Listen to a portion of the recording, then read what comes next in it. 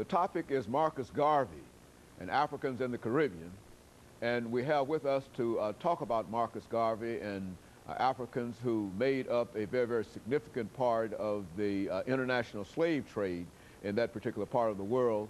Dr. AAl-Hadid, who is the chairperson of the Africana Studies Department at Tennessee State University.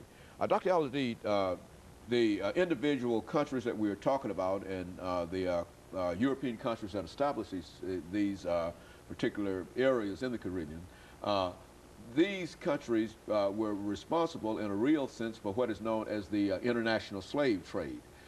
Give us some information in reference to the operation of this trade and how Africans reacted to being enslaved in this particular part of the country. Absolutely.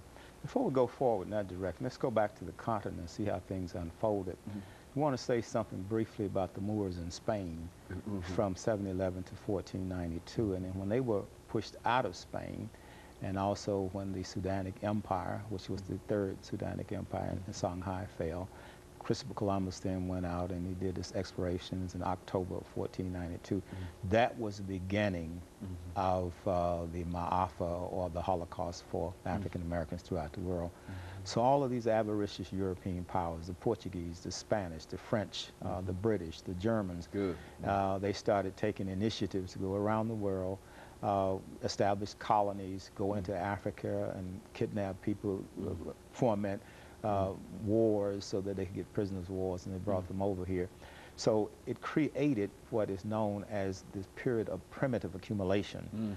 And this is the period that laid the foundation for capitalism as we know it. Now, before, in the beginning of the slave trade, they were just concerned about getting human labor power and then taking that human labor power to the colonists to go into the mines and bring out the gold and the silver and do the agriculture to produce the cotton and the tea and those type of things. And at that particular time, it wasn't not so much a matter of them using an ideology to talk about the inferiority of a people.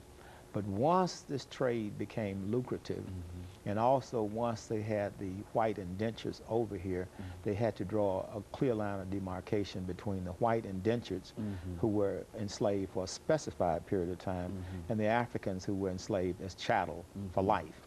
And so that's where the ideology of racism started to develop. So once slavery created capitalism, and then the ideology of racism started to develop.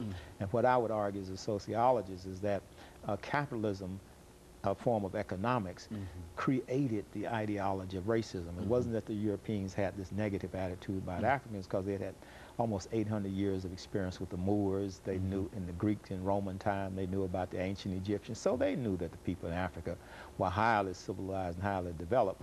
But they had to create this mythology so that to keep the white workers who were indentured controlling their plantations in their interest while they were running their royal families and feudalism in Europe, you see. And so this developed, and then eventually you created a situation in this country where you had the people divided along, lines of race and also lines of class. Now, when the American Revolution took place in 1776, of course, there was some talk about, we hold these truths to be self-evident, all men are created equal, but that really didn't apply to the Africans, because those that carried out the American Revolution intended to establish another white nation. They were not about the business of creating freedom for the chattel slaves. So they kept our people in bondage for almost another 100 years and basically had to fight another civil war in order to bring that resolution about. And so Marcus Garvey, when you think in terms of his career, exactly how would you introduce him into this particular mix of Africans in the Caribbean? I mean, what was distinctive about Garvey that might have separated him perhaps from a Toussaint Louverture or some of the other individuals who played significant roles in African-American history? Absolutely. Garvey, we'd have to start with the Berlin Conference of 1884-85. Now the scramble for African captives had ended. The Europeans have become entrenched in Africa. Now they're establishing colonies in Africa. They're establishing colonies in Angola, Nigeria, and so forth, and basically enslaving Africans on African soil. On the continent. On the continent itself. So by this time, Garvey is born August 17, 1887. and Jamaica is colonized, where he was born in St. Anne's, Jamaica. And so when we look at Garvey, I would see Garvey almost as the reincarnation of a Toussaint Louverture, because Toussaint Louverture, Dessalines, and Boukman carried out the Haitian Revolution in 1804. So Garvey now is coming almost 100 years later to bring about a similar type agitation you see in Jamaica, which is not that far, you know, from Haiti and from the Cuba, Hispaniola areas. In terms of Garvey, Garvey was a person that was from a father who was a Maroon in Jamaica. His father taught him a lot about history, about culture. He worked as a period of time as a printer, and then he started traveling throughout the Caribbean. He traveled throughout South America. He went to Venezuela, he went to Panama, he went to Ecuador, throughout the world. And everywhere he looked, he said, where's the black man's land? Where's the black man's government, his men of big affairs? And he said, since he could not find them, he would set out himself to create this. And so he left the Caribbean, and then he went to London around 1912. While in London, he had contact with a man by the name of Dusay Muhammad Ali Pasha, who was an Egyptian nationalist of Sudanese origin. And he worked with Dusay Muhammad for about 2 or 3 years with his newspaper, the London Times Oriental Review. And he learned a lot about nationalism. He learned a lot about Pan-Africanism. So Dusay Muhammad was actually his mentor. And then he developed a motto for his movement. It was one God, one aim, and one destiny. And Garvey started crying, said, up you mighty race, you can accomplish what you will. Very interesting, however, Garvey really got sparked from his experience with Dusay Muhammad, and also from reading Up from Slavery by Booker T. Washington.